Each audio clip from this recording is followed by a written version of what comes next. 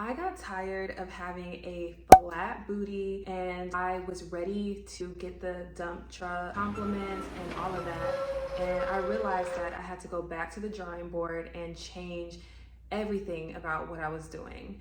So I'm gonna talk today in today's video about how and what I did in order to build this derriere and get those BBL allegations, which I know that's what you want. I know that's why you're here, so we're gonna talk about it. And if you're new here, my name's Coco. I talk all things fitness, growing your glutes, getting to that dream goal body that you want to reach, whatever that might be. That's what I talk about on my channel. So yeah, join the tribe if you're feeling up to it. So also let me know down in the comments where you are on your fitness journey, the goals you're trying to accomplish, so that we can root each other on along the way. So getting right into it, the very first thing that I realized I had to do was start eating the right things. Now, a lot of times, we hear like, okay, you want to build muscle, you want to grow your glutes, you have to eat more, which is true. Yes, you do want to be in a slight surplus, calorie surplus when trying to grow your glutes, but it is so important to know which type of foods to be eating. And a lot of times, people think like, okay, just eat more. Let me just get more calories. Let me just eat a whole bunch. But like, that does not mean going to Chick-fil-A, going to McDonald's, going to Wendy's and just eating any and everything, right? Because eating that type of food, eating pizza, candy, chips, while that is putting you in a calorie surplus, those are all simple sugars, simple carbs, and it is not the type of nutritional value food that you want to be eating. Like, even though it's putting you in a calorie surplus, you want to be eating quality, nutritious foods that will feed your muscle and help aid muscle growth. So making sure you're eating protein, making sure you're eating healthy, complex carbs, right? So complex carbs are things like quinoa, sweet potatoes, brown rice, really healthy complex carbs that take longer to break down and that aren't spiking your blood sugar and just leading to excess fat. Like, you want to do things that are contributing to muscle growth. And then also making sure that you're eating your healthy fats and, like I mentioned, protein. So getting the right amount of protein according to your goal weight and your body composition, and making sure that you're getting those sources of protein with your meals. And there's so many different type of healthy proteins that you can eat wherever you are, whichever type of diet, whether you are vegan or vegetarian or keto or whatever may have you, whichever diet it is that you follow that works for your body, but making sure that you find those sources of protein, right? Because there's protein in spinach, there's protein in chickpeas you can try, and black beans, and then of course chicken, fish, beef, whatever the case may be. So making sure that you're getting those healthy proteins and adding that to your diet. And then in addition to that, healthy fats like avocado, other types of healthy fats that are easily incorporated into your diet, and getting those omega-3s, that really helps for the building blocks to growing and maintaining muscle. So that was the first thing that I had to realize, because like I said, I'm just like, oh, you have to eat more. Like, okay, let me just, go get some Burger King. Let me, go get this fast food. Let me get some pizza, and I'm eating more. But now you are just leading to excess fat, and that is not what you're going for, right? You want those building blocks. You want to increase your protein, increase your healthy complex carbs, and your healthy fats, and getting a whole nutritional balanced meal, not like just a bunch of calories that don't have any actual nutritional value.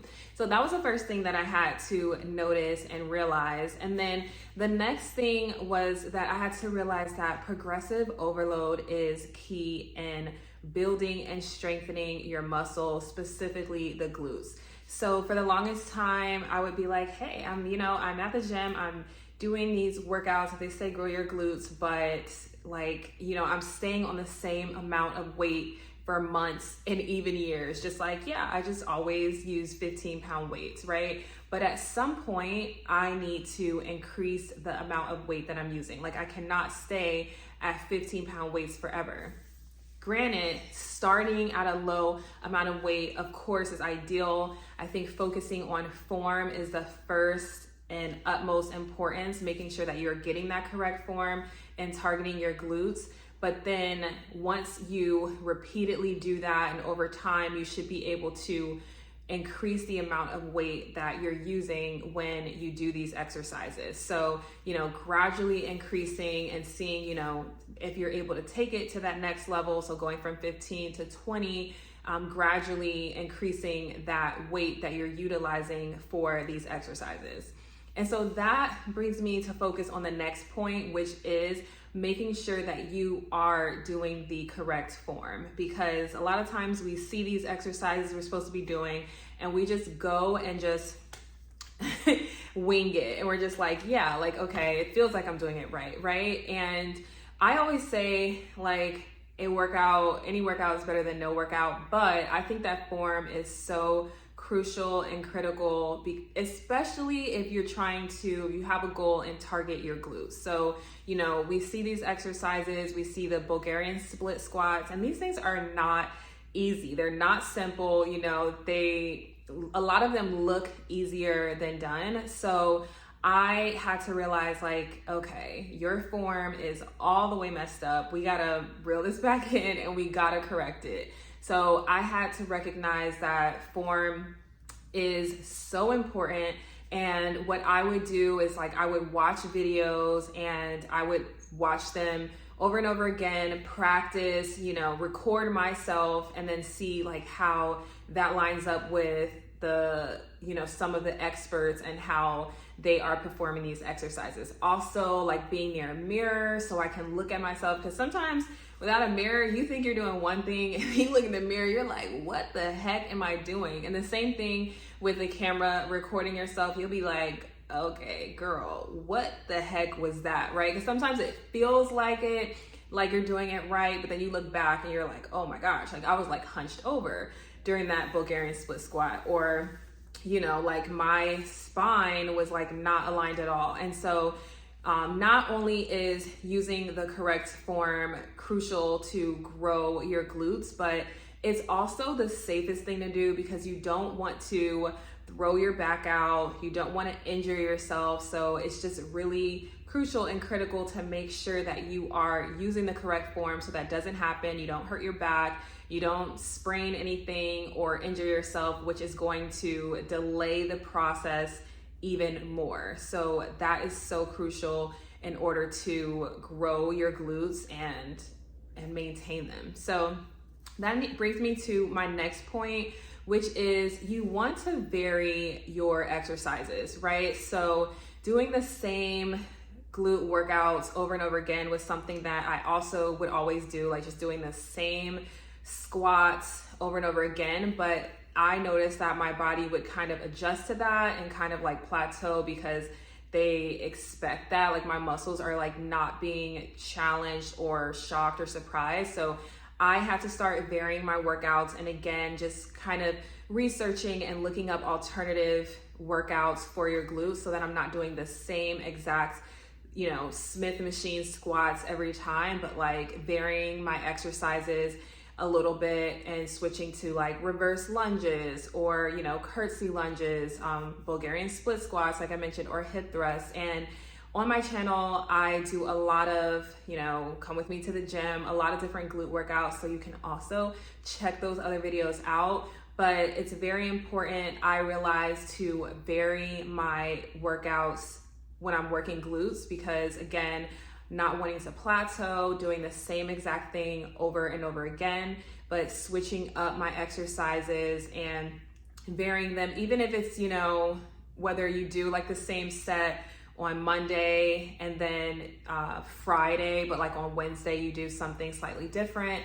That's something that I realized was really beneficial to making true change and how I was able to grow this dump trucks. Another underrated thing that I was neglecting in trying to grow my glutes was that I was lacking the mind muscle body connection, right? So a lot of times we're just like mindlessly, like we got our music pumping and going, and we're just like, working our glutes, or thinking we're working our glutes, but not truly focusing on targeting our glutes when we're working out.